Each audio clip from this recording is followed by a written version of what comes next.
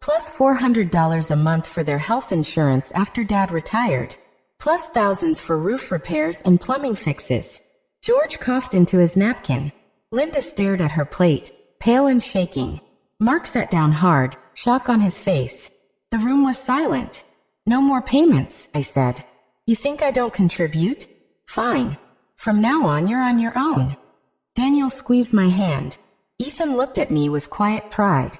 Susan whispered that maybe we could talk, but I shook my head. There's nothing to talk about. You made it clear where you stand. Mark leaned forward, muttering, You'd really do this over one comment? It's not one comment, I said. It's years of being invisible. The rest of dinner was quiet. Plates pushed around, no one eating much. I felt strangely calm, like a weight had lifted. I realized then that I had been carrying them for years, hoping to earn respect that would never come. 3 days later, Linda left me a voicemail. Her tone was sharp, pleading. She said I was being cruel, that we needed to talk about the house payments, that I couldn't just stop. She didn't mention the years I had already carried them. No thanks, just demands. I deleted the message without replying. Then I logged into my bank account and canceled the $6,000 mortgage payment and the $400 health insurance transfer. Just one click, and I was free. The screen confirmed the changes, and I felt both relief and fear. For 5 years, I had kept their lives running, believing it was my duty as their daughter. Now I was finished. Robert walked in, saw the screen, and nodded. You did the right thing, he said firmly. Benjamin was at school, but I knew he would understand. My real family was right here in this house, not outside begging for money while judging me. By evening, my phone buzzed again. This time, it was cousins I hadn't spoken to in months. Heard you're abandoning your parents, one text said. Another read, How could you be so selfish? My stomach twisted. Clearly, Ralph and Pamela had started spreading lies. They called relatives, neighbors, even my aunt's bridge club, telling everyone I had turned my back on them. They painted me as cold and ungrateful. A daughter who would rather see her parents lose their home than help. No one mentioned the hundreds of thousands I had already spent to keep that house. I read the messages, each one cutting me deeper, but I didn't reply. I refused to play their game. Later that night, Matthew texted me. You're destroying this family. Mom and Dad are panicking because of you. Fix this, Lorraine. I stared at his words, my heart pounding. This was the same brother who had stood at dinner mocking me, and now he had the nerve to blame me. I wanted to reply with every detail of the money I had given, but I stopped myself. Engaging would only drag me into their drama. I turned off my phone and went to bed. Robert wrapped his arm around me, his steady breathing a reminder that I wasn't alone. The next day, I focused on what mattered. I drove Benjamin to school and laughed as he told me about his history project.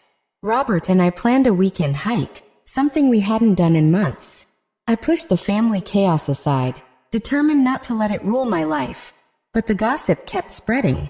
A coworker told me she'd heard I'd cut off my parents. I forced a smile, said it was complicated, and moved on. Ralph and Pamela's story grew bigger with each retelling. They said I was hoarding wealth, that I'd always been distant, that my career mattered more than family. It hurt, but I refused to respond. Instead, I anchored myself in the life I had built. Benjamin came home with a good math grade, and we celebrated with pizza. Robert and I stayed up late talking about the future, maybe even a vacation. Still, Pamela's last voicemail echoed in my mind, her words full of entitlement. I checked my bank account again. The payments were gone for good. It felt final, heavy, but right. Whenever I thought of calling back, I remembered their silence at the dinner, their smug looks when Matthew accused me. They had made their choice, and I had made mine. A week later, Matthew crossed another line. He walked into Robert's office without warning.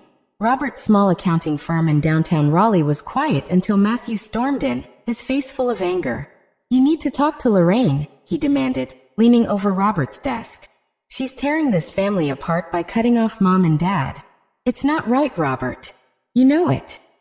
Robert leaned back, calm but firm. He had expected this. Matthew ranted about how I had left our parents in a financial mess, ignoring the years I had carried them. Lorraine has done more than enough, Robert replied evenly. You don't get to come here and demand she fix what you never helped with. Leave. Matthew clenched his fists, ready to argue, but Robert pointed to the door. Now. Matthew hesitated, then stormed out, slamming the door. Robert called me right after, telling me everything. I felt sick. My brother had tried to turn my husband against me. Another betrayal stacked on top of all the rest. That evening my phone rang. It was Ellen, my aunt. Her voice was uneasy. Lorraine, I need to tell you something, she said. She explained that Matthew had always known about the money I was giving Ralph and Pamela. For years, he had bragged that he didn't have to help them because I was covering everything. He had let me carry the load while he stayed silent, pretending he was the good son. The truth hit me like a punch. It wasn't just neglect. It was deliberate. He let me sacrifice, year after year, while he sat back, guilt-free. That night, I blocked Matthew's number. No more calls, no more texts, no more chances. He had shown me exactly who he was, and I was finished. Through a distant cousin, I learned that Ralph and Pamela had lost their house. The bank foreclosed when they couldn't keep up with the mortgage payments I had once covered. They packed their things and moved into a small apartment across town, barely affordable on Ralph's pension. I didn't feel happy, only a quiet sadness. For years, I had kept that house for them, spending my savings to give them stability, only for them to throw it back in my face. Hearing the news felt heavy, but it also confirmed that walking away had been the right choice.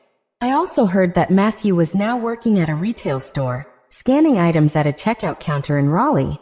He hadn't reached out since storming out of Robert's office, and I didn't expect him to. The cousin said he looked worn down, juggling long shifts just to get by. Part of me wondered if he ever thought about his role in breaking our family apart, but I didn't spend much time on it. Matthew had made his choices, and I had made mine. His silence was his burden now, not mine. I had blocked his number, and I had no reason to unblock it. At home, life with Robert and Benjamin felt like a fresh start.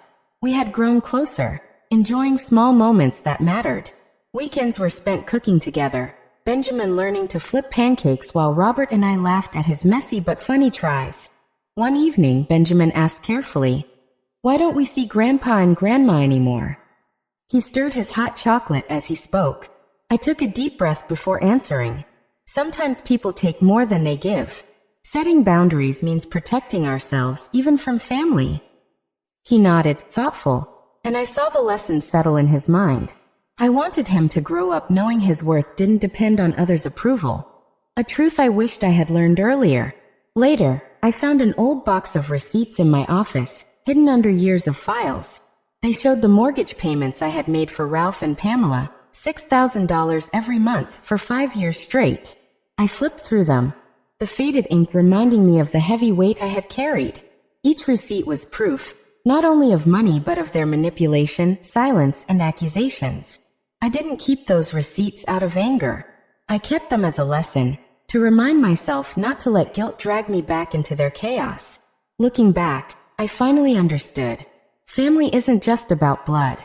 It's about the people who truly see you, who value you, and who don't demand sacrifice without gratitude. Ralph, Pamela, and Matthew had twisted my support into a story where I was the villain. But setting boundaries wasn't punishment. It was protection. I had spent years trying to prove my worth to them, only to realize they would never see it. Robert and Benjamin were my family now, and their love was enough. I had learned to say no, to walk away, and to build a life that wasn't controlled by others' expectations.